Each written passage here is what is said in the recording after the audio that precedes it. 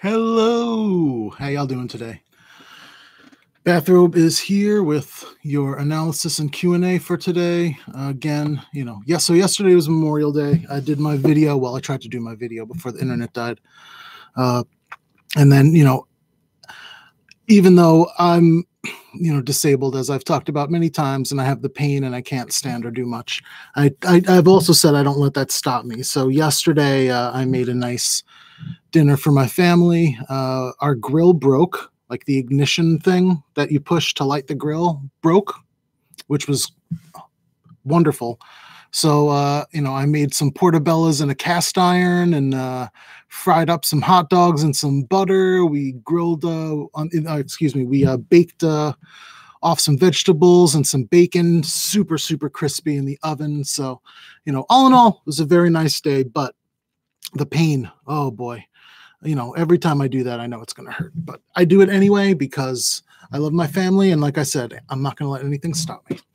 So I hope y'all are having a good day, but this is going to be the analysis for today. Because of that, it's easier for me to do this so I can get through the pain. So let's look at this slate. I'm going to start. If anybody has the 6 o'clock games in their slates, I don't know if FanDuel has that today. Sometimes they do. Or if you're playing the 6 o'clock turbo, also, I want to touch on that. So we have on the first game, the Padres and the Yankees, Eric Lauer and Masahiro Tanaka. Lauer is priced at $6,000 on DraftKings and $6,900 on FanDuel. Generally, that's crazy. He shouldn't be that low. As I've said before, Lauer isn't great, but he is someone that's generally going to get you double digits no matter who he's going against. I know this is a good Yankees team. Sanchez is hot. Frazier is really hot. I would play him as a one-off, regardless of whether or not you play Lauer, since it's only a 2-game slate. Frazier and Lauer could both do decently enough, especially for the $6,000 price. And then you could be able to fit in some other bats. But Voit is a good hitter. Hicks has been cold. LeMahieu hasn't been doing that well. Torres is cooling off. Morales is cold as anything. Maben isn't a good hitter. So while I'm not saying Yankees are a bad offense, that would be crazy. I do think that 6,000 on a 2-game slate when you only have 4 pitchers to choose from is not a terrible option, especially considering how popular Lucas Sims is probably going to wind up being. So Eric Lauer, okay choice for the 2-game slate.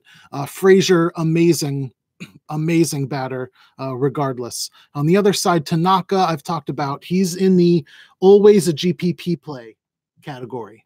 I've said it many times. Tanaka's one of those dudes that if he feels it that day, he can throw a no-hitter against anybody, anytime, 100%. So when you have Tanaka, that's basically what, any given day you can take him. And you have to understand that with that runs the risk that if he's not feeling it, he's going to be bad against whoever he's going against. Meaning that the bats against Tanaka, like Tanaka, are also always GPP plays. Although I would say that they are more risky. Tanaka feels it more often than he doesn't, to varying degrees. Obviously, it's not black and white. There's he could feel it 100%, he could feel it 80%, and that'll depend on, that'll influence how he pitches that day. So Tanaka, he's someone whose stuff dictates how well he does, and how he feels that day dictates how well his stuff does. So it follows, if you understand what I'm talking about, that Tanaka is someone that you can always play as a GPP, but be aware of the risk. I will point out that this is a Padres team where Hosmer, Renfroe, Myers, and Hedges have all been really, really hot hitting lately. And this is a Yankees park that the wind will be blowing out at 10 miles an hour. And it is a small park. So the Padres get a huge offensive boost. Plus they get the DH, which is always a nice thing. And they're the away team. So I think that, again, given the fact that Tanaka can be spotty, I think that taking the Padres on the 2-game slate would be a nice contrarian way of getting yourself some runs. The next game, again, we're doing this quick because it's only a 2-gamer.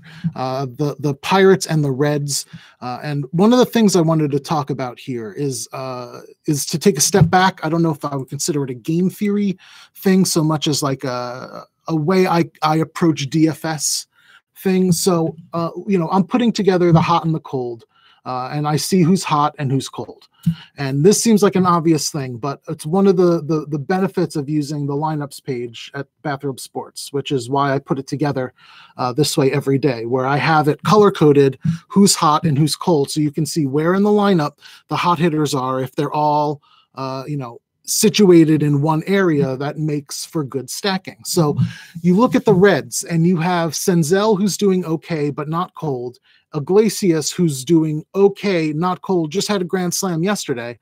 And then you have Votto, Suarez, Dietrich, Winker, Puig, and Barnhart, all of whom have WOBAs over 400 and OPSs pretty much over 1,000, although a couple of them are at like 930. But all of the WOBAs are over 400. So that's 1, 2, 3, 4, 5, 6 of the 8 batters are hot right now.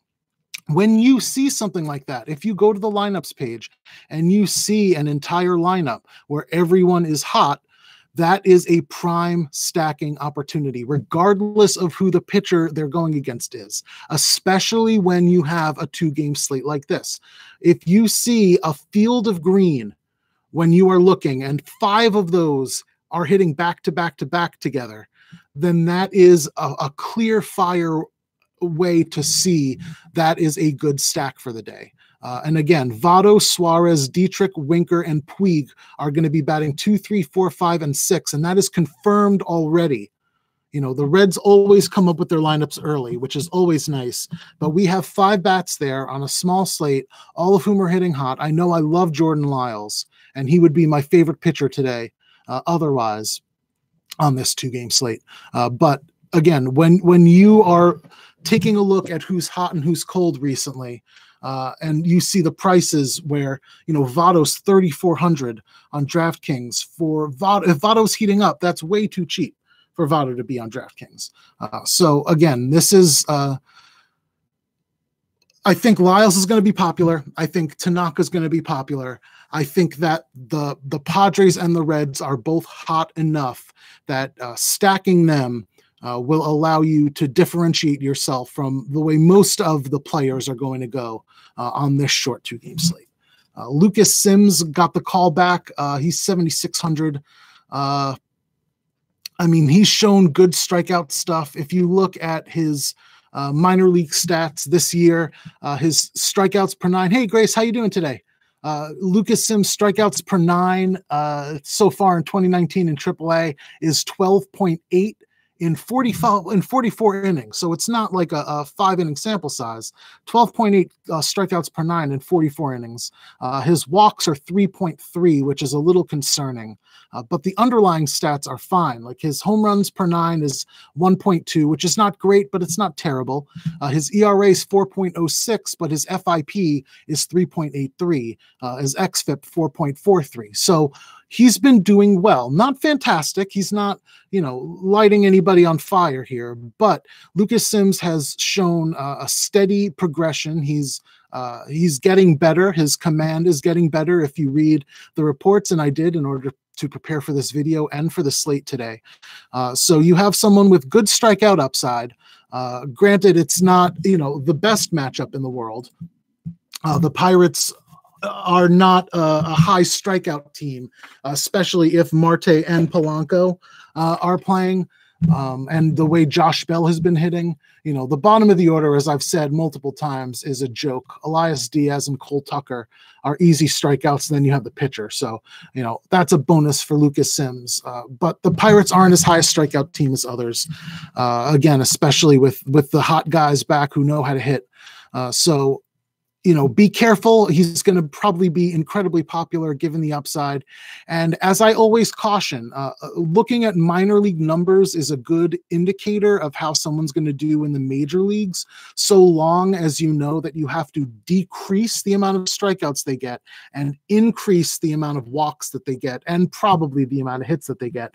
Although the strikeouts and the walks thing is pretty much a sure thing. So if his strikeouts go down and he's still around 10 strikeouts per nine, that's great.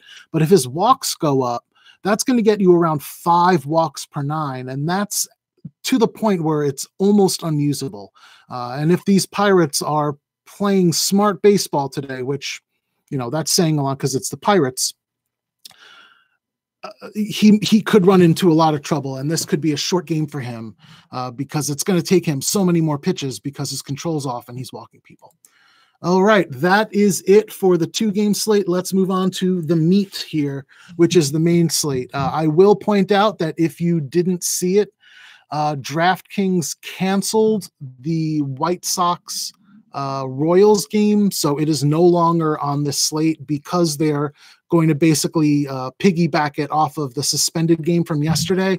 There's no set time, so I don't know what other slates or what other sites are going to be doing for that game, but it no longer counts on DraftKings, which is a shame because Lucas Giolito was my favorite pitcher today, including the price. Oh, I love Giolito so much. So let's look here at the Tigers and the O's. Matt Boyd is a good pitcher. Matt Boyd is a 10,000 pitcher. And this is not an O's team that is, as bad as many think, as I've often talked about here. The O's are decent. If you look at their recent form, they have 0 players who are cold, with VR, Nunez, Severino, and Broxton all projected to be in the lineup today and all hot recently. So if all 4 of them are in, then they're going to give Matt Boyd some trouble. And Matt Boyd, while he has been, like I said, a good pitcher, he's not been absolutely fantastic recently. And that is absolutely wrong. I looked at the wrong person when I was taking his numbers. 11 strikeouts per nine, 0.7 walks per nine, with a 1.05 whip. Yeah, I was definitely looking at Steven Matz's numbers. And then a 2.92 ERA, 3.28 FIP, and a 3.02 xFIP. So, excuse me, I had looked at the wrong information. I am going to make Matt Boyd green because Matt Boyd has looked fantastic recently. I, again, don't love the matchup. I'm not going to pay $10,000 for Matt Boyd, but as I often say, that is what a lot of people are going to say. There's going to be a ton of people who look at this slate and say, oh, no. I'm not paying $10,000 for Matt Boyd, and his ownership is going to go down. Granted, I don't think his upside is as high as others. If you look, he's gotten 6 innings, 6.1 innings, 4 innings, 6 innings. No, this isn't a dude that is going to get over 100 pitches. Realistically, even if he's pitching well, he has good strikeout upside, but not as much as some other pitchers priced around him or under him. So I would say that Boyd is a decent play today. He's been in good form, but so have the Orioles. So, coming off of Coors Field, they are hitting well. And, I think that I'm just going to avoid that whole situation.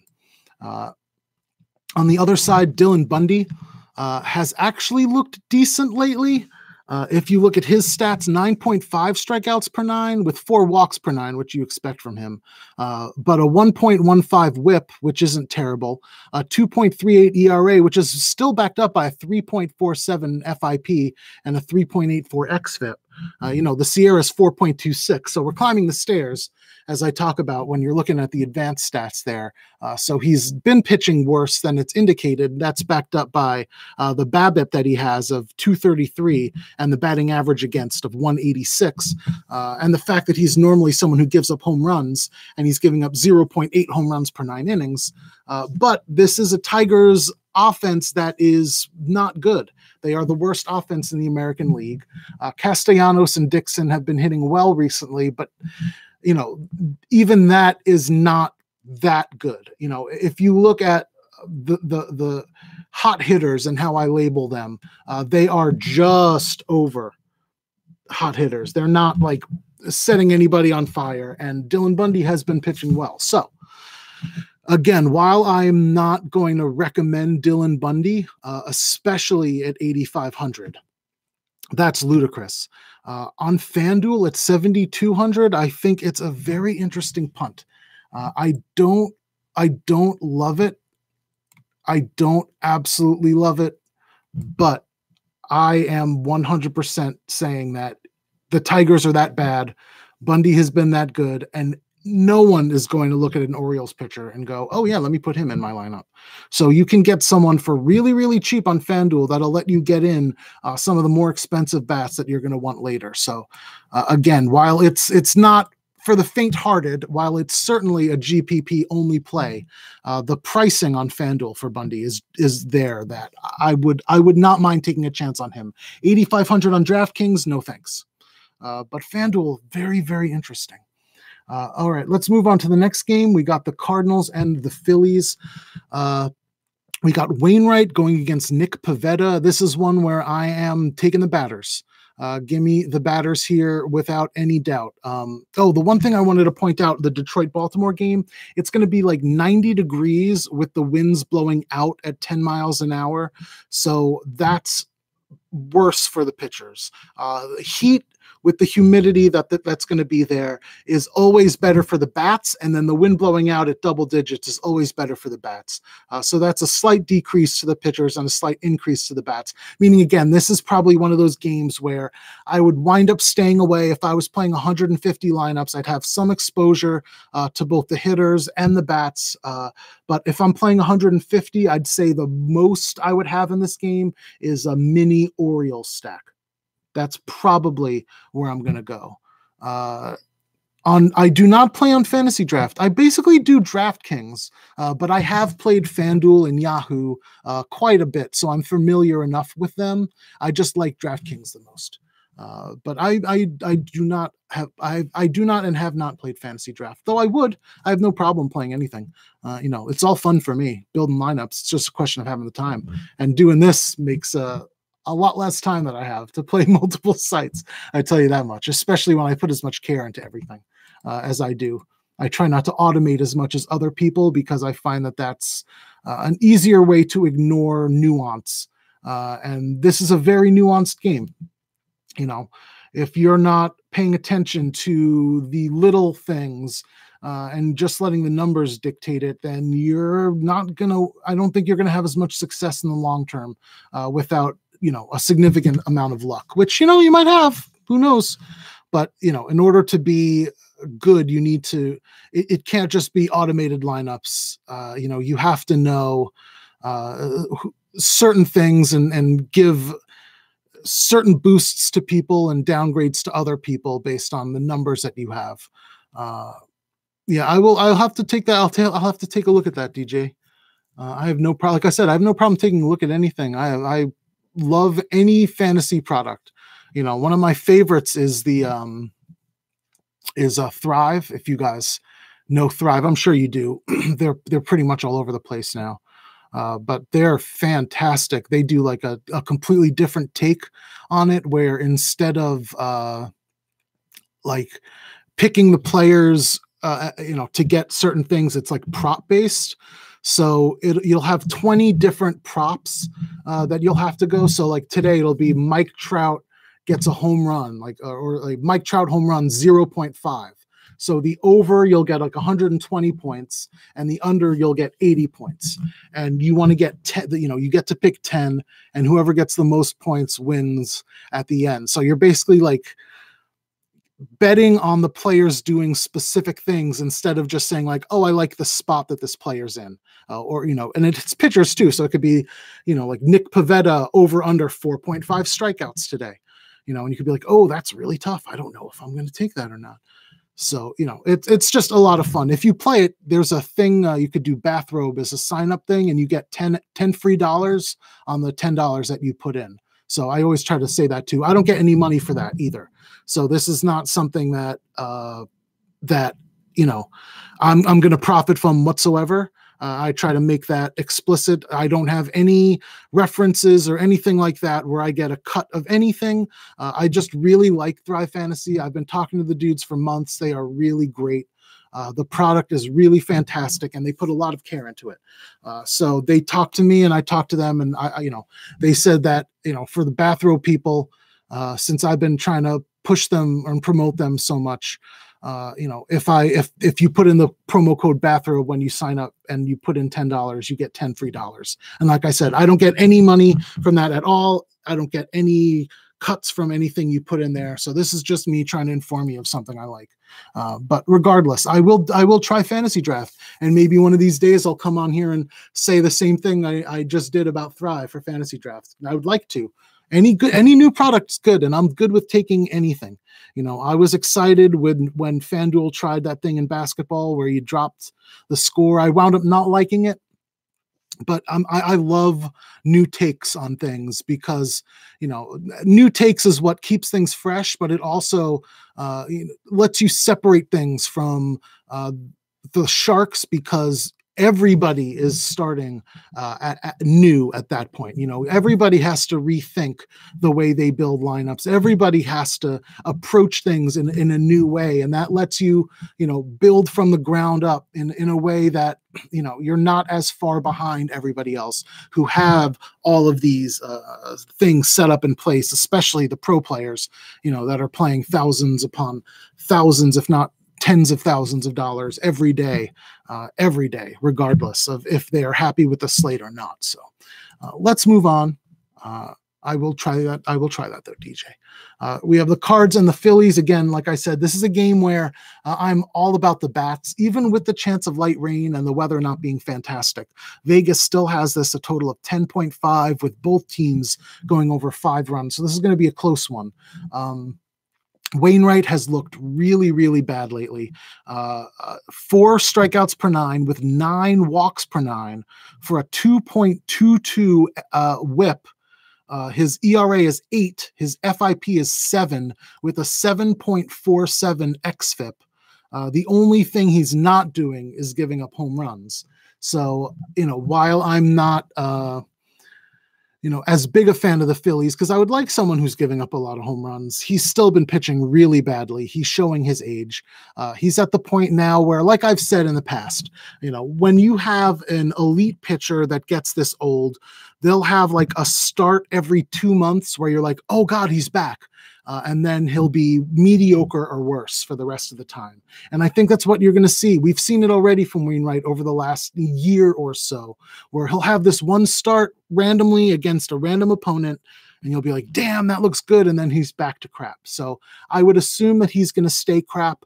This could be the one, 6,700. If you want to take the chance against a decent Phillies offense, I could understand doing that, but I'm going to stay away. I assume that, if 9 out of 10 starts are bad, I'm not going to take the chance that this is the 1 out of 10 that are going to be good. I will point out, if you're going to stack against him, McCutchen and Hoskins are the 2 hottest hitters on the Phillies, with Segura right behind. So those are the 3 I would prioritize. Harper and Franco have been absolutely cold. So I would try to stay away from them and try to fit in whoever else in the lineup winds up being in there. On the other side, Nick Pavetta got sent down to AAA because he was doing so badly, and he kind of rebounded. So this is one of the interesting things, right? If you look, he got 4 starts at the beginning of the year, 5.1 DKP, 11.3, 0.3, 6.7. Automatically, you see the 8,900 price tag, and you go, no, thank you, right? Because that's the smart thing to do.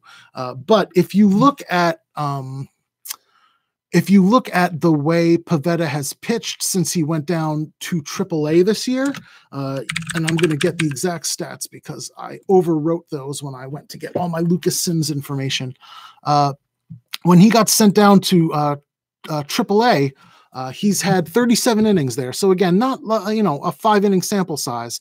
He's had a 12.2 strikeouts per 9. The one thing that worries me is his walks per 9 have been 4.9. But his home runs per nine, like in the main problem he had when he was with the Phillies was the ball was staying up. His home runs per nine were 2.5 in the major leagues when he had his 4 starts. In the minors in AAA, his home runs per nine were 0.5. So he's been able to keep the ball down, which has been significant. His ground ball percentage went up about 5% just from that. So it's the most that he's ever seen since 2013 when he was in the minors. And the good thing on top of that, the 3.41 ERA is backed up by a 3.40 FIP for those innings. So what I will say is this is going to increase Pavetta's ownership, I think. And I think that is a huge flaw that is going to let you separate yourself from the field. I don't think 8,900 is a suitable price for a pitcher that is as risky as Pavetta is going to be, who has shown how badly he's been in the majors against a Cardinals team that is full of really good hitters, a couple of which are very hot right now, specifically Matt Carpenter, who is absolutely on fire. As I also said before, when I was talking about minor league pitchers in general, when they come up from AAA, we see across the board the strikeouts go down and the walks go up. So for someone with like I said, a 12 point something strikeouts per nine, if that goes down to the 10s, that's fine. I have no problem doing that. But if he already has a 5 walks per nine and that goes up, that's completely untenable. So, what I will say for Nick Pavetta is, the same thing I said about another pitcher before, 8,900 on DraftKings. There's absolutely no way I can pay that price. I think that he's still going to be popular given how well he did in AAA. And if you read like the little blurbs about him, it makes him look like he's fantastic. But if you dig into it, that's AAA. AAA is not the major leagues. The success he had in the major leagues this year is telling. And the fact that they kept up like a Vince Velasquez, and even when he got injured, they still didn't call up Pavetta, should speak volumes about his skill set. On top of that, I will say that this is a right-handed dominant Cardinals lineup, and Pavetta is someone who shows reverse splits, meaning he is weaker against righties. So that is another ding to him. So again, I want to get Carpenter in there. DeYoung and Wong have been incredibly cold lately. So I would love to focus on Ozuna, Goldschmidt, Carpenter, and Jose Martinez, with Fowler also red hot lately. I would also like to take him. Him and Carpenter have been doing really, really well lately, so much so that Fowler got moved to the 1 spot from the 8th spot in the order for very good reason. I don't know if Yachty is going to play today. There are reports that he might be forced to sit out. And if he misses, then, it's kind of irrelevant since he's been playing hurt anyway. And their backup catcher is that Waiters? Is it Waiters now? I have to double check that. Or is it, what's his name? It's Waiters. Yeah, Waiters is a fine switch hitter. So, not great, but Waiters is an okay dude. He has some pop. So it's not like they're going down to like a nobody that can't do anything. You know what I mean? So the one thing I need to point out, because this is really, really important, because I try to talk about everything. FanDuel. Pavetta on FanDuel is 6,500. I don't know how, again, you don't take a chance there. Like, I can't pay 9,000 for him on DraftKings, but if you want to take a chance on Pavetta today, get some money in FanDuel and play a lineup with Pavetta for 6,500, because that's a way that you're going to be able to get him and good bats to offset however badly he might do. Like I said, he does have some upside. He's shown it in the minors this year. While I don't expect that to translate, I will say that, he still can have good strikeout upside. And if he keeps the ball on the ground and he doesn't allow the home runs, he can still have a serviceable start for 6,500. Again, 9,000, no thanks. 6,500, I don't know how you don't take a chance on him if you're playing multiple lineups on FanDuel. Next up, Indians and the Red Sox. This one is really interesting because of Zach Plesac's pricing. So Zach Plesac wasn't a top prospect. If you look at it, he was drafted in 12th round, but that doesn't really tell the full story. Jeff as a value pitcher versus the Marlins. Where am I right now? Did I get to there yet? Oh, Samardzija. I'll get there. I still have 2 more games and I'll get to that, Edgar. But I have no problem talking about that. I actually do have a lot to say about Samardzija. But I think it's very important that we go into Plesac because I did go into Plesac. So Plesac wasn't a top prospect and he wasn't drafted highly because he had arm problems. He had an elbow injury and he had Tommy John surgery before the draft. So he was someone that wasn't drafted as a known commodity. He was someone that was looked at as a prospect, and then he had to have Tommy John, so he was drafted in the late rounds. He wound up not even being able to pitch until the middle of 2017. So since then, he has put himself on the radar as someone who has good stuff, who has been improving, and who knows how to work around batters. What we saw is, if we dig into his stats so far this season, which is what we're going to need to do, he started in Double-A, where he got 6 starts, strikeouts per 9 of 8.2, which is good, walks of 1.5, which I really, really like, and then the ERA of 0.96 with an FIP of 1.84. That is fantastic. And then he got called up to AAA. He got 3 starts there, strikeouts per 9 of about 10 with the walks per 9 of 0.4, an ERA of 2.25 and an FIP of 3.10. So while I expect his strikeouts to go down and his walks to go up, this is one of those cases where if his walks goes up, it's still acceptable. If his walks goes up a whole walk per 9, it's back up to 1.45 that he was in Double-A when he was putting up a 1.84 FIP with a 2.8 xFIP. This is a dude who has been far enough removed from Tommy John. Normally it takes a pitcher a year and a half to get back, but about 2 years plus to get their stuff back, if you know what I mean. It's not as quick as you think. And while pitchers can pitch, we often see almost 100% of the time, it take almost 2 years for them to get their speed back, the velocity back on the fastball, and for their sliders and stuff to move as much. So what we saw is Plesac coming into this season, someone who threw in the low 90s, and now this season with everything going, he's in the mid 90s with excellent control and the ability to strike people out.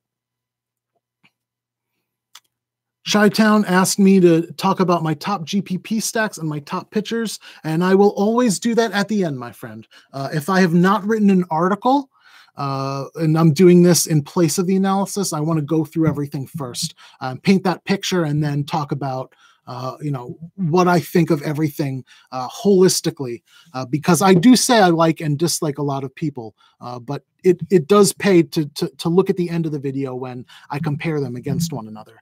But I will do that. The one thing I will say is, again, Plesac has shown an increase of velocity, an increase in command. His stuff looks absolutely fantastic. And while it's always a risk, he's only 4,500 on DraftKings. You can play Plesac and an expensive pitcher and still have room for, whatever bats you would like. Or, you might have to take a one-off somewhere, but you can get 5 of whatever bats you like. Now, there's a couple things here that we need to talk about. First, there is a good chance that this game delays or rains out. It is not going to be nice in the Cleveland area. I think that it's possible they play through lighter rain, but at the same time, it's going to be a continuous rain throughout the game with a chance of thunderstorms. So we need to be cautious that if we are counting on Plesac and his low salary, there's not really anyone else we're going to be able to pivot to. So what you're going to need to do is have a completely different lineup ready to go in case this game gets called late, and it is certainly possible that it gets called late. The second thing I want to point out is that he is going against the Red Sox, who are a fantastic team. So that is added risk. I will say the weather conditions are certainly better for him, for the pitchers. The wind's blowing in, it's 50 degrees, it's raining. I need to send a message to my wife. I will be sending her several messages, so I apologize for the clickety-clacking of my keyboard while I do that. But the point is, this is not going to be a great game for him in terms of the lineup he's going against. They're projected to get over 5 runs, but 4,500, it's hard not to take a chance on him if this game winds up playing. But again, build a second lineup if you're playing Plesac, because it's not going to be feasible for you to pivot from him to someone else. You're going to need to basically rethink or reconstruct everything. On the other side, we have David Price, and the same thing goes for him. I really like him today, but 9,400 is a lot more to pay for someone where the risk of rain delaying the game or stopping it altogether is just too great. So I don't mind taking the chance at 4,500 if they're going to play this game or try to play this game. He could still get more points in a couple innings than other players get, in their 6 innings if they get up to there. But 9,400, I'm not going to spend one of the elite pitching options on David Price. Next game up is the Nats and the Braves. Let me click over to there. There it is. Where do I have it? I have it all out of order. Okay, there we go. So we have Strasburg and Fried going against one another. Strasburg and Fried have both looked really good lately. Strasburg hasn't been striking people out, but a 0.73 whip with a 2.98 FIP and a 3.77 xFIP, not bad at all. Max Fried, again, 7.5 strikeouts per 9, not great, but the 0.83 whip, 3.53 FIP with a 3.08 xFIP looks really good. This is a Nationals team that has looked better recently in terms of striking out, but they still strike out some of the most in the major league. So I do like Max Fried's upside here for 8,100.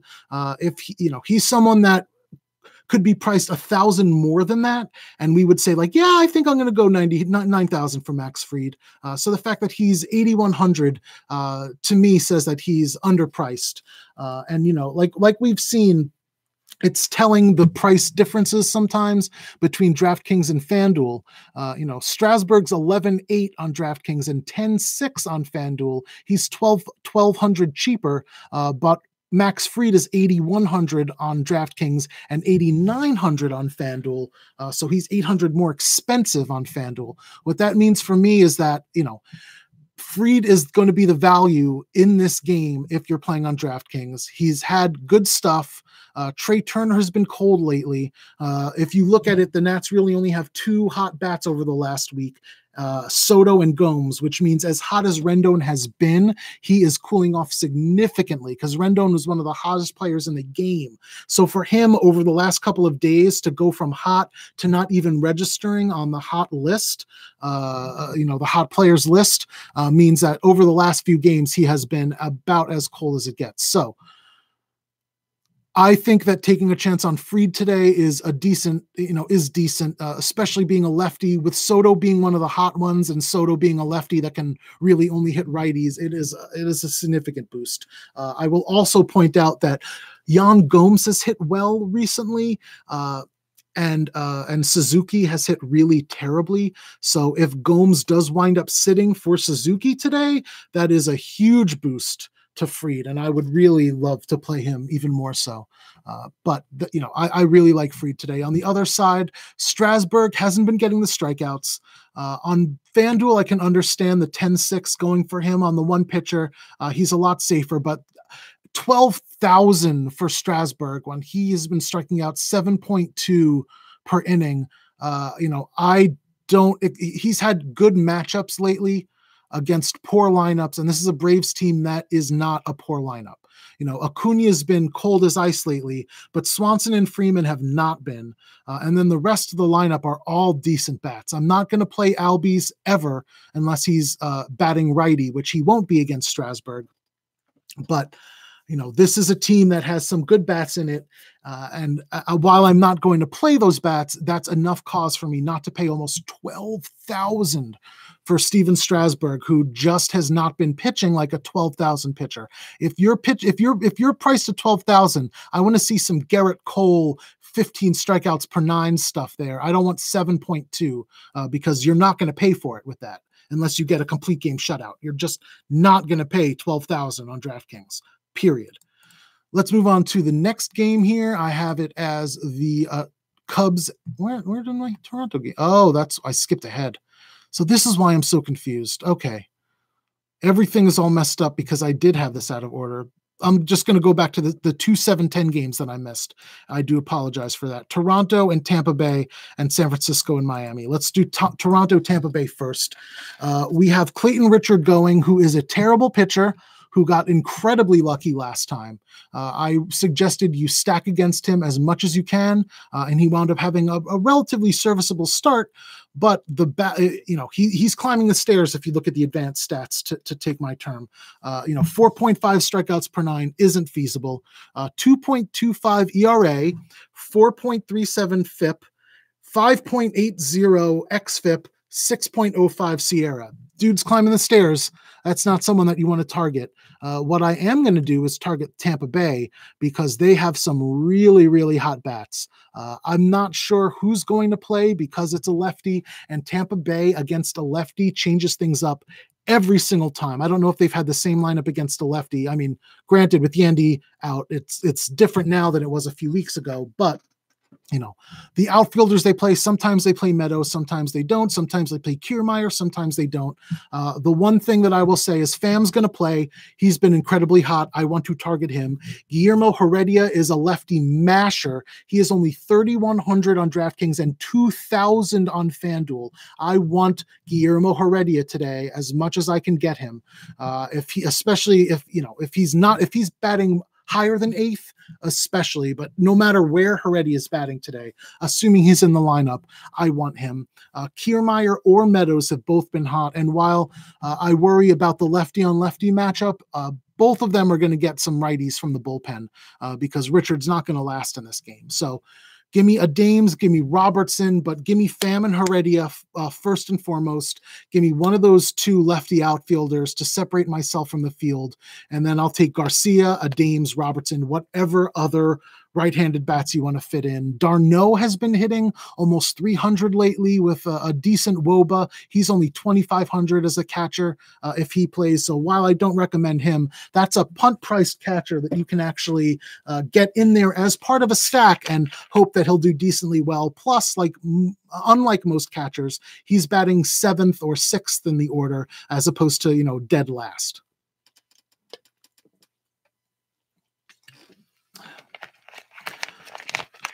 Pardon me. I am talking a lot, so I do need to take my sips. On the other side, I have a pretty strict rule that I don't play teams against the Tampa Bay opener bullpen game situation because they are one of the best advanced analytic teams in baseball, and they will know what everybody's weakness is, and they'll have a plan. So, Yarbrough will pitch X amount of innings until he gets to, Rowdy Tellez batting, once you face Rowdy Tellez the second time, he's not going to be as effective. So we need to bring in this bullpen pitcher for him. And then when Grichuk is up next, this guy comes in. They have an entire thing mapped out as to how they want to proceed. So when you have that, it's just something I generally try to avoid. I will point out that Lourdes Gurriel has been one of the hottest players in baseball over the last week. Dual position eligibility on DraftKings for only 3,600, 2,700 only on FanDuel. He is someone that I really, really like. I will also point out, that Smoke is one of the streakiest hitters in baseball. Smoke is one of those dudes where if he's hot, you ride him, and then when he starts cooling off, get off him as quick as you can until he heats up again, and he's been hot lately. So 4,300 on DraftKings and 3,400 on FanDuel is not bad pricing for him at all. The one thing I will note is he is much better as a lefty, so I would have hoped that the bulk pitcher for Tampa Bay, whatever you want to call it, Yarbrough would have been a righty, but he's a lefty, which will switch Smoke to the right side. But when Smoke's hot, he'll hit from either side. So if you want to take a one-off on Smoke or a one-off on Gurriel, I understand it. I am generally not going to stack against Tampa Bay when they're running it that way, though. Next up is the Giants and the Marlins. To get to Edgar asking about Samardzija. Samardzija is someone that shows flashes of brilliance within games, but rarely puts together a full game where he's good enough.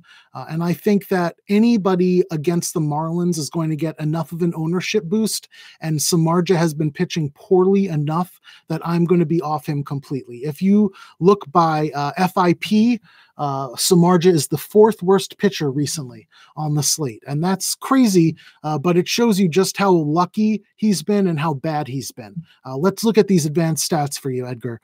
His strikeouts per 9 is only 5.5, which is absolutely terrible. So I am absolutely not going to take him regardless. At someone that's almost 8,000, if you're almost 8,000, I want to see that 9 strikeouts per 9. Otherwise, I know you don't have the upside that I need for that 8,000 line. 7,700 is too close. If he were, 6,000, 6,600 on FanDuel even, I can understand. But even still, let's get further into it because we need to get further into it. He's walking 4 per 9, which is terrible. And he's giving up 2.4 home runs per 9, which is also terrible. Granted, home runs per 9 against the Marlins is a lot more insignificant because, the Marlins don't hit a lot of home runs, but that's still worrying because it means that he's going to give up hard contact. And, while these Marlins might not hit those for home runs, especially in that park, they have shown the ability to get some line drives to put some runs up on the board, especially recently. I mean, the Marlins are favored to win today. Caleb Smith's not on the mound and the Marlins are favored to win. I don't know the last time that happened, but there it is. But let's keep going with Samardzija. So he's walking 4 per 9 and his whip is 1.24. What that tells you is that he's been very, very lucky. His BABIP against is 182, which is one of the best on this entire slate, which means he's getting just about as lucky as anyone. And you can see that in one very important thing. While he's not climbing the stairs completely, the fact that his ERA is 2.38, right? And his FIP is 6.91 and his XFIP is 6.16. Means that Samardzija should be pitching like someone who's giving up 4 more runs per game than he is over the 9 innings. And he's been getting extremely, extremely lucky. I don't expect that to continue against, as weird as it sounds, a hot-hitting Marlins team.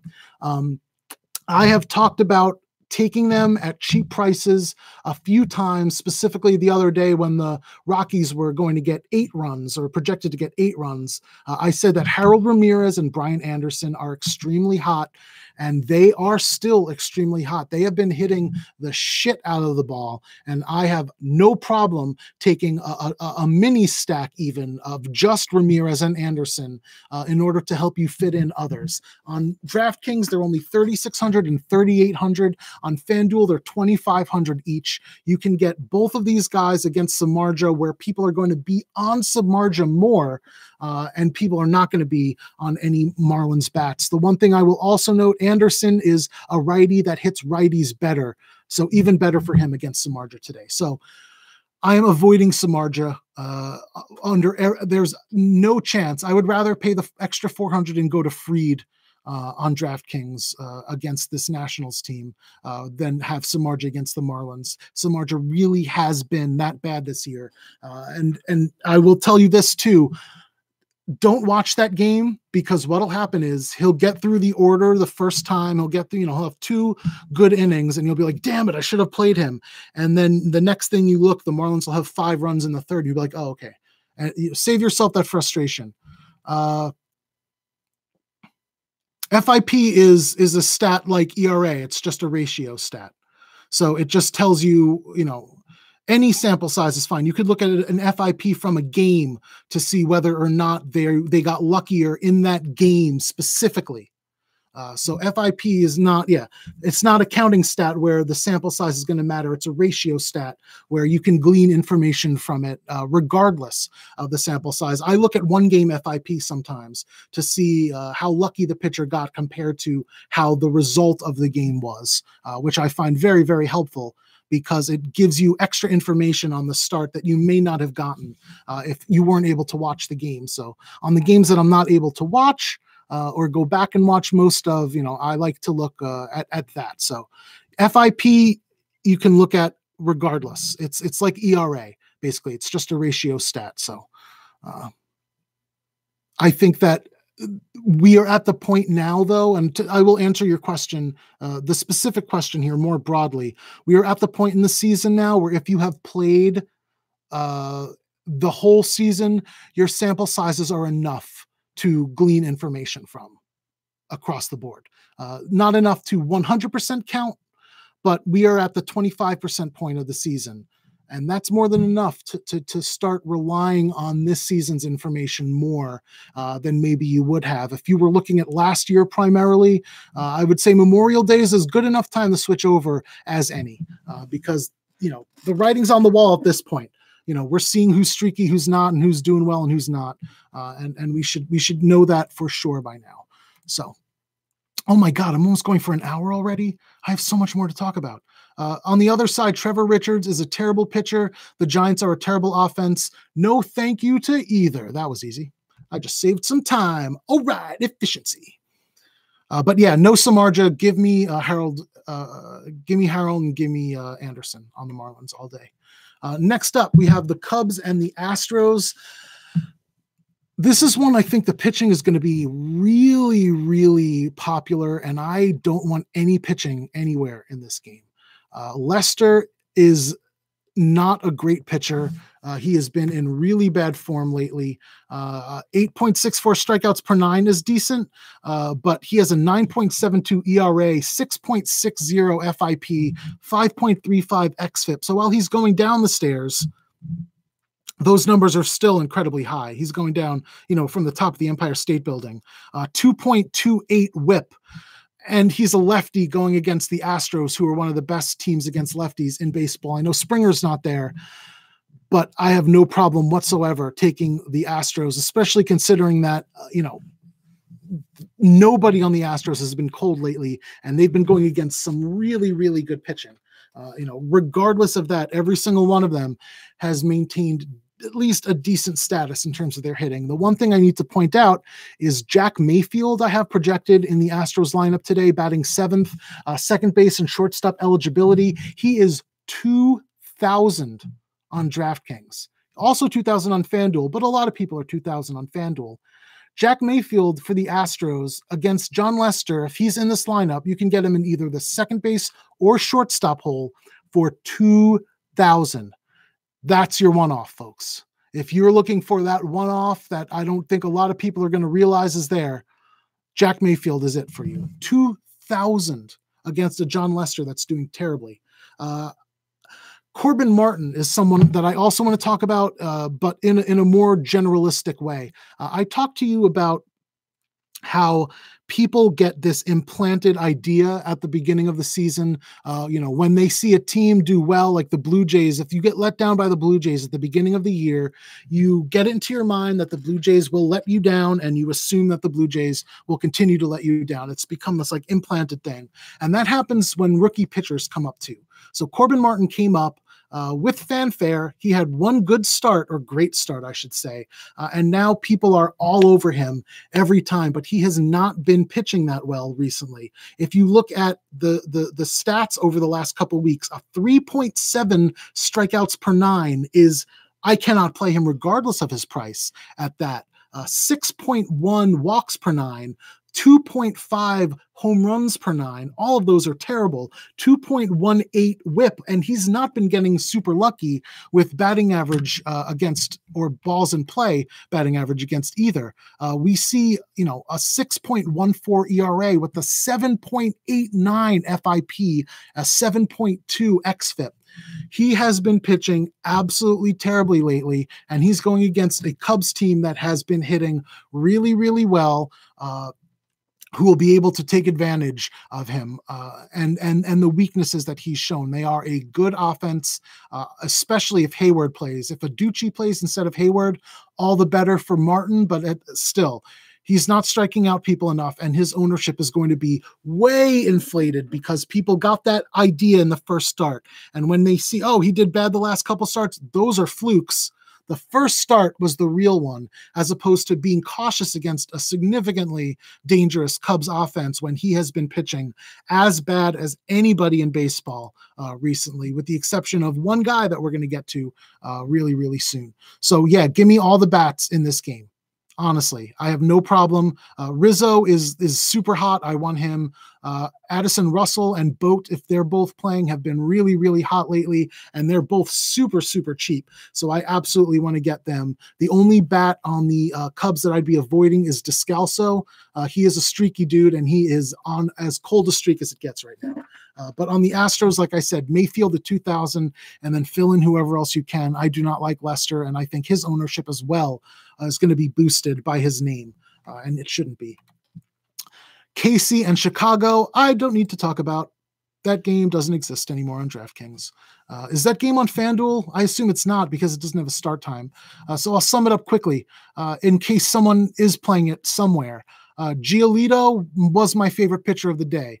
I would have had all of Giolito, 100%. Keller, didn't like him at all. I would have had some White Sox bats, specifically Tim Anderson. There you go. Good sum up.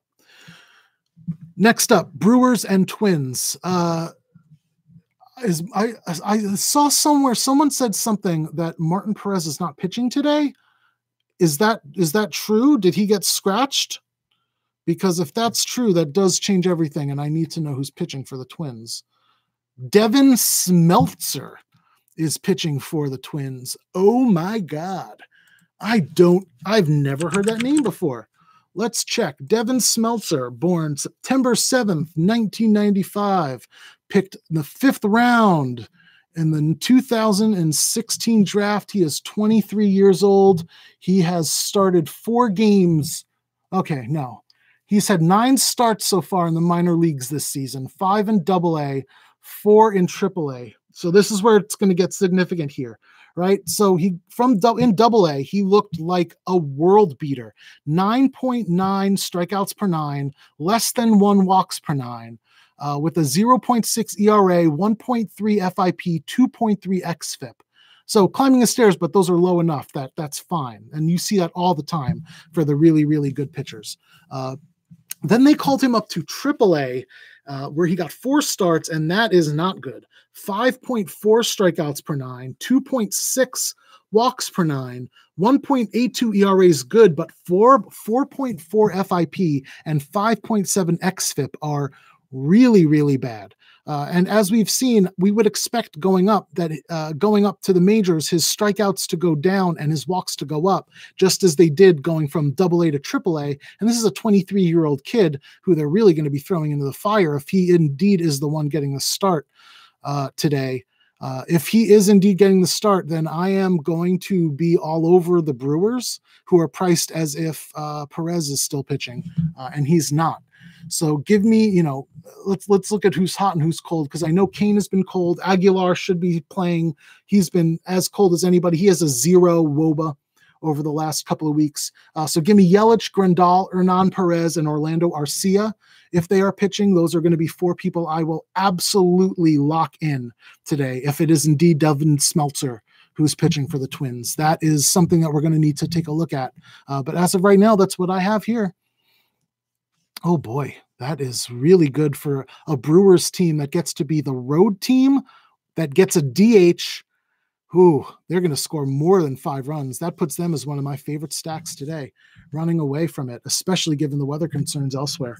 On the other side, we have Zack Davies, who's also been pitching really, really. So my punt for pitcher was Zach Plesac. I really like Zach Plesac, but I don't know if we're going to be able to get him with the weather. And if he's not there, then I don't know if there's anybody else that I want to punt. Honestly, like I would rather just go up to 8,000 for Matz, who's been in fantastic form recently. Gonzalez has not been in good form. And I would say that if you are dead set on playing a punt price pitcher, it has to be Marco Gonzalez, because Texas sucks against lefties, period, and they strike out all the time. They are the embodiment of a 3 true outcomes offense. So while Gonzalez isn't a great pitcher, that's going to be the one super cheap guy that I'm going to take, because there's no other options. I'm hoping that the Cleveland Red Sox game plays through the rain, which would be even better for Plesac, because I definitely want to take a chance there for the 4,500. 4,500 is just so damn cheap. It lets you get in whatever stack you want. So again, you can get the Brewers in, you can get the Twins in, and I would like to do that because, again, Zack Davies has been terrible recently. 7.0 ERA with a 6.89 FIP. Not someone that we're going to want to target, giving up 3 home runs per 9. Again, that's the second worst on the slate, next to an opener that doesn't really count. So give me the Twins bats. On top of that, the Twins have been incredibly hot lately. Kepler, Polanco, Rosario, and Sano are all players that I would want to lock in today if you were playing the Twins stack. And then Crone or Buxton, with Marwin Gonzalez slightly under them as the 5th if you're going to go up to a 5th. But Kepler, Polanco, Rosario, and Sano are going to be the 4 guys that I'm going to prioritize here. I know they're super expensive, but that's why I'm trying to play Plesac there if I can. If not, then I don't know if I like the Twins more than a couple of these other stacks given the prices, but you are going to be able to get some of the cheaper guys here. A Buxton for 42, a Marwin Gonzalez for 3,700, who should be batting 3rd. Regardless, given that Martin Perez is out, if that is indeed Smeltzer, I am all over these Brewers bats. They are priced for Perez. They are not priced for Smeltzer or Schmeltzer, depending on how regional you want to get. Next up, we are looking at the D-backs and the Rockies. And before I got that Twins news, these were running away my 2 favorite stacks of the day. I've often described how Merrill Kelly is like a poor man's Miles Mikolas. He is someone that doesn't strike anyone out, who relies on having incredible control. And if he does not have incredible control, he is going to be absolutely unusable. Well, over the last 2 weeks, his walks per 9 are 6.4 and his whip is 2.29. So guess where his control's been?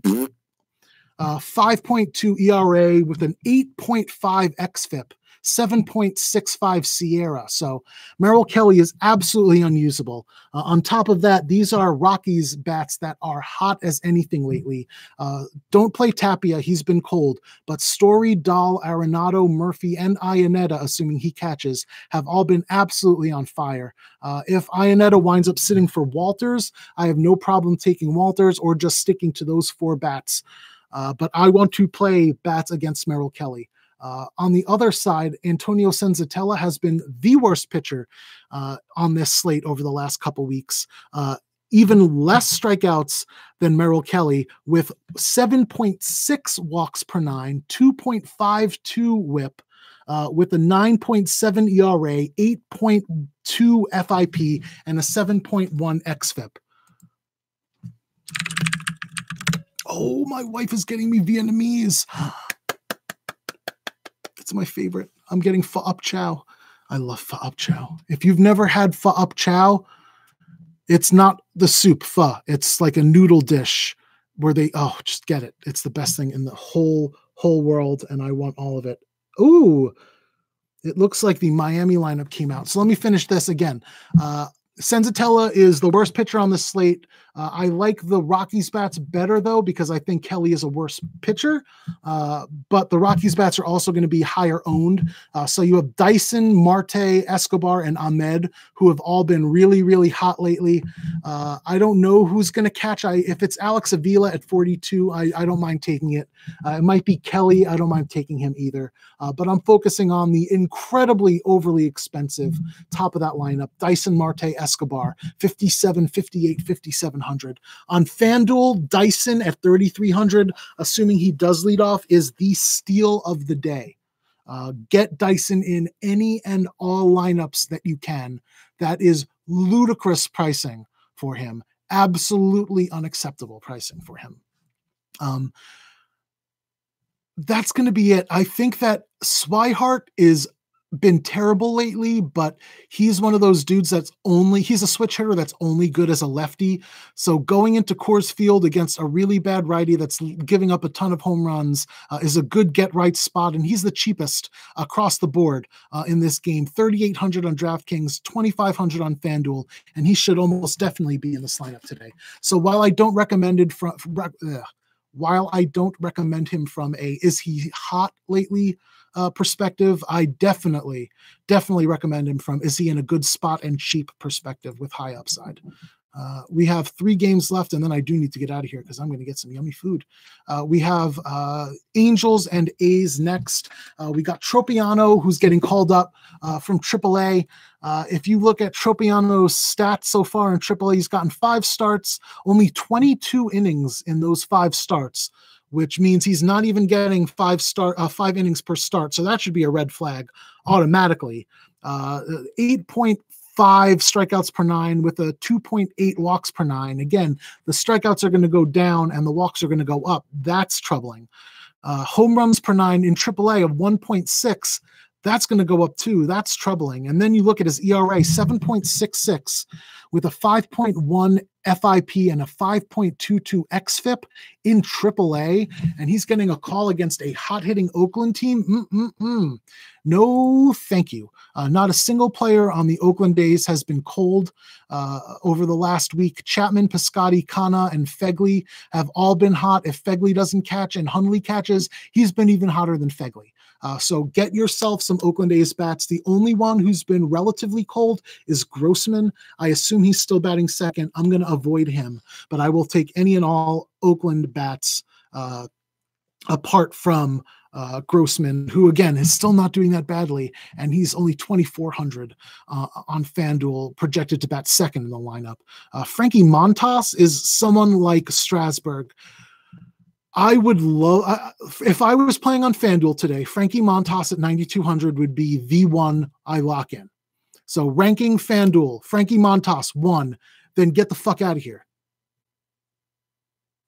Frankie Montas has been pitching like an ace. There's a reason he's 11,300 on DraftKings, because he's been pitching exceptionally well for longer than just the last couple weeks. But if you look at the last couple weeks, 11.7 strikeouts per 9, 0.75 whip, no home runs allowed, 1.23 ERA with a 1.14 FIP. His ERA is 1.23 and his FIP is lower than that. Now, that being said, I'm not paying 11.3 for him on DraftKings.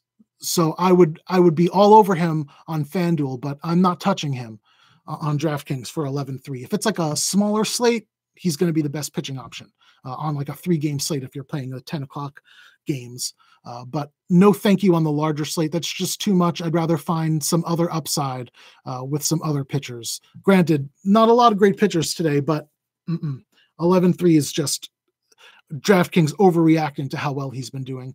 On top of that, Trout, Calhoun, Lucroy, and Fletcher have all been really, really hot lately. So, and La Stella has been right on the border. So I don't want to say he's been bad, because he hasn't. The only hitter in this projected Angels lineup that has been cold is Ohtani, but everyone else has been doing really well. So while I know Montas has been pitching above his weight, so to speak, I am not going to take him. I still think I'm going to stay away from the Angels, though. If you have the money and you don't want to spend up on the bats, take Montas on DraftKings because no one else is going to play him at that price. But FanDuel running away, Montas today. I do have it as Simpson. Adrian Sampson is pitching for Texas. He is a terrible pitcher who's looked good recently, but I'm going to stay away. Give me some of the Mariners bats against him. Seager's looked really, really good. Vogelbach is great. Absolutely. Santana's looked really fantastic lately. The only batter from Mariners I'm staying away from is Encarnacion. Edwin Encarnacion is one of the streakier hitters in the game. I've talked about it before. When he's hot, you ride him. When he's cold, stay the hell away. And this is not as good a get-right spot as I would like. So I'm not going to take Encarnacion, especially when I would rather just take Vogelbach for 600 more, or on FanDuel 100 more with the same eligibility. And then on the Rangers, Marco Gonzalez has looked terrible lately. Really, really, really terrible. 4.5 strikeouts per 9, 1.5 whip, with a 5.3 FIP, 5.1 xFIP. He's not that good a pitcher, but he's 6,900 going against a Texas team that flounders against lefties and strikes out all the time. So if the Plesac Indians Red Sox game doesn't go off, Marco Gonzalez is going to be one of the best punts. But again, that's a GPP man. I'm not going to recommend that you take him by any stretch. Last game. Yeah, that's right. I did forget to mention that. They did change. Thank you very much, Wienik, because I did change that. They changed it to more likely to be a steady rain in Colorado. And I think that it's possible that this game delays or gets delayed. I don't know if it's going to get rained out, but they had projected the rain to kind of move out by first pitch, and now it's kind of moving in around first pitch. If you look at the hour by hour, and Wienik lives close enough there that he should know. So I do think that there is increased risk, but I would think that they finish the game, which means that the bats who I'm looking at are bats come with less risk when the delay comes, because it's not like they're going to put the bats down and say like, all right, guys, you're tired after, sitting in the clubhouse eating sandwiches for the last hour and a half. So you need to all come out. We need to put in the other guy. It's not like a pitcher. So yes, definitely a risk. Don't play pitchers in that game, period. Because the risk is there. But know that if you do play batters, there is a chance this game gets delayed and then postponed. But I really do love the bats there. But now with that Twins situation, I might be all in on the Brewers, especially with the weather and everything. The way it's all lining up, man, I really like it. Mets and Dodgers. We have Steven Matz and Rich Hill. Matz and Hill have both looked really, really good recently. I will say the same thing about about Rich Hill. Thunder's your only real concern, though. Yeah, I agree. But, if it's really heavy rain and there's thunderstorms in the area, they're still going to delay it. Even if the Thunder's a few miles away, if they can hear it and it's going to be projected to be scattered thunderstorms. Yeah, I'm not too big a fan. But again, it's the bats. So Rich Hill is one of those dudes. He's not going to get over 85 pitches a game. And he's just, I'm not paying $11,000 for that. They have him on a short leash. So no, thank you. I'm sorry. I can't do that. If you're paying $11,000, just go up and get Montas at that point. On the Mets side, I will point out again, Ramos has been incredibly hot. So if you're looking for a one-off catcher, wouldn't mind taking him. Also, Echeverria has been hitting like a power hitter lately. He's only 2,900 on DK, 2,100 dual position eligibility on DraftKings at second base and shortstop. So if you're punting those positions, like I said, you can get that dude on Houston for 2,000. You could get Echeverria, who's been pounding it. I played Echeverria yesterday in my lineup against Kershaw, and thank you. I'm glad I did, because he got me like 30 DKP. So that was fantastic. And I wouldn't mind taking him again against Rich Hill. Again, Rich Hill's a good pitcher, but his leash is short enough. And I can't play Dodgers pitchers when they don't pitch. It's simple as that. On the Mets, we have Steven Matz, who's kind of been a conundrum lately. If you look at the stats here, this is kind of crazy, right? A 12.1 strikeouts per 9. That's fantastic. 3.7 walks per 9. That's terrible. 0.93 home runs per 9. That's really good.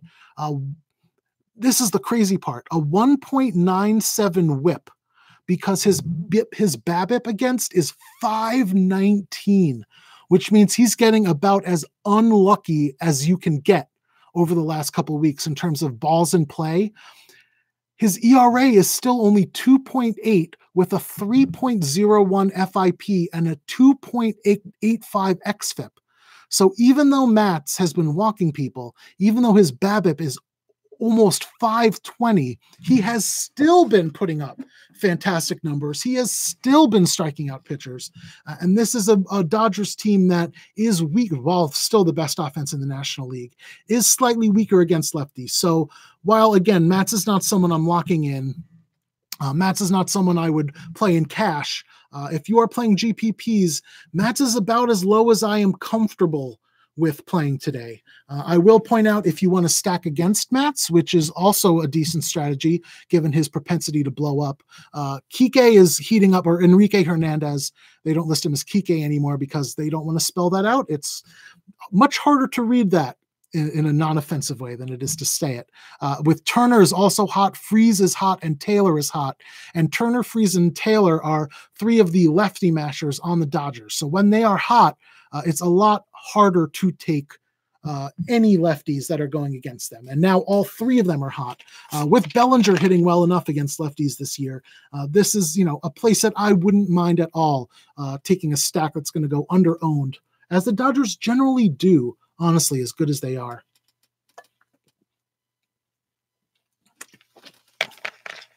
So let's wrap this all up.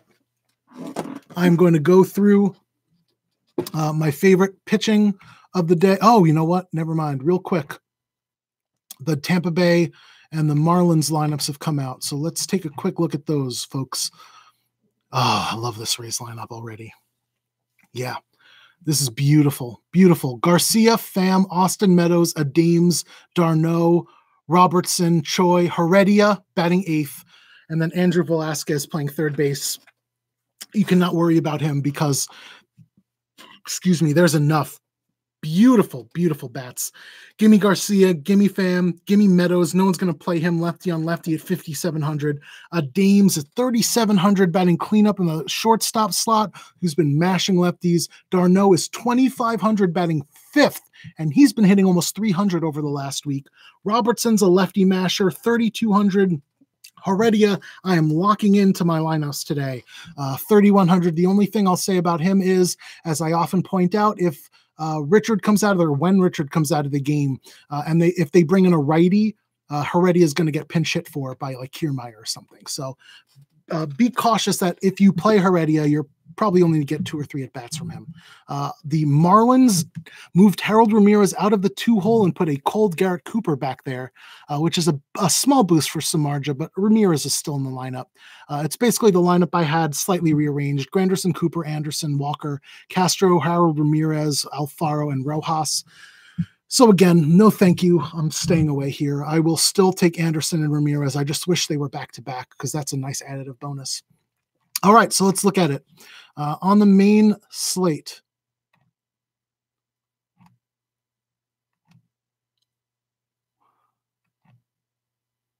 my favorite pitcher for the price is almost certainly going to be Max Fried at 8,100.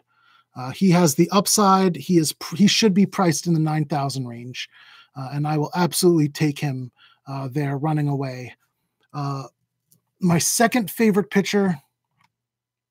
Wow, this is even worse than I really thought. Let me look at it this way here. So for the price, my second favorite pitcher, I see, this is why I wish Giolito was pitching. For the price, my second favorite pitcher is Plesac, but I'm not sure that game's going to play. So again, I think that, now they have, I am so confused. Oh no. Okay. I'm sorry. They just unattached pitchers. So now all of the Minnesota pitchers are listed. I saw Odorizzi. I was like, wait, what? Didn't he just pitch? Okay. Sorry, I was looking at the DraftKings pitchers list to help go through it, but it's not going to work if they have every single Minnesota pitcher here. So let me go back to here, and I'm going to put together a list for you guys. So again, number 1, Max Fried, 8,100. I like him the best. Number 2 would probably be Matz because he's 8,000. Then I find it really hard. If you're going to go punt, I don't mind going for the Marco Gonzalez. I really want Plesac, but I don't know if that's going to play. Dylan Bundy is a GPP punt, if any. But after I get past Fried and Matz, I'm going to be forced to pay up. And if I'm forced to pay up, I'm going Montas first. And I'm not going to be happy about it. Honestly, the odds are that I'm going to go Matz and Fried, though, the 8,000, the 8,100, if that Cleveland game rains out. But again, if it doesn't, give me Plesac, because those are good conditions for him. And I really like his stuff, and I don't think he's priced fairly for that. My favorite stacks. Now, this is going to be conditional, and it has to be conditional because we are not 100% sure. Assuming Devon Smeltzer is the pitcher for Minnesota, the Brewers are going to be my favorite stack of the day, given pricing. Running away. They are far, far too cheap. Yelich, 5,800 is going to be the expensive one, but you have Braun at 4,400, Kane at 4,100, Aguilar at 29, Grandal at 41, Hernan Perez, who's hot, 3,400, Gamble at 3,700, Heston Kira at 3,300, and Arcia at 2,900, who have been hot. So this lineup is going to let you take expensive pitchers if you want. They're going against a terrible pitcher. They're going to get more than 5 runs, and people are not going to consider them because it's just too much of a cluster, and people are going to try to fit in the Arizona Rockies bats. Speaking of which, my second favorite stack of the day is going to be the Rockies against Kelly, followed by the Diamondbacks as my third favorite stack. That's going to be paid up for, and again, you have to worry about the rain there. It is a cause for concern, a legitimate cause for concern. My next favorite stack is going to be the Tampa Bay Rays against Clayton Richard. He is really that terrible. And like I just talked to you about their lineup specifically, I really like them tonight. And then there was one more that I really, and then the Twins against Zack Davies. Zack Davies has been pitching very badly lately. The Twins have been hot as anything. So I think that, while expensive, this is a lineup that we've seen, they got to 100 home runs faster than anybody in baseball, and that is not a fluke. This is a team that can really mash the ball. And I will love to take them today if I'm going to be playing the multiple lineups that'll allow me to do that. I will also say that if you want some other stacks, don't mind Oakland. Oakland looks decent today. I don't mind taking Houston against John Lester. I don't think that's going to be owned highly enough. I don't think that the Orioles are going to be owned highly enough at all. I know Matt Boyd's been good, but the Orioles are projected to get 4.5 runs today, and that's not a joke. 4.5 runs is a decent enough total. Yeah, Edgar, I don't mind you doing that. It just be aware of the risk, right? And then both the Cardinals and the Phillies bats, I also do really like today. So that's it. That's everything. If you missed something, just scroll on back. I make it, it's not like you have to watch this as a live stream. I try to make it free all the time so you can go back and watch it whenever you want when you're putting stuff together later. But I'm going to take it easy for the rest of the day, relax all the pain, maybe put out something a little later on Twitter. So if you don't follow me on Twitter at bathrobeDFS, I suggest you do that. And I will be putting out thoughts about, when different lineups come out, if it changes in terms of how I look at a pitcher or how I look at a stack, are there any more pitcher news, if anyone else gets scratched, if, a different a pitcher winds up pitching for the Twins, I'll try to update everybody on that over Twitter as best I can. So thank you all very much. You guys have a beautiful day. Best of luck tonight, and I'll see y'all soon.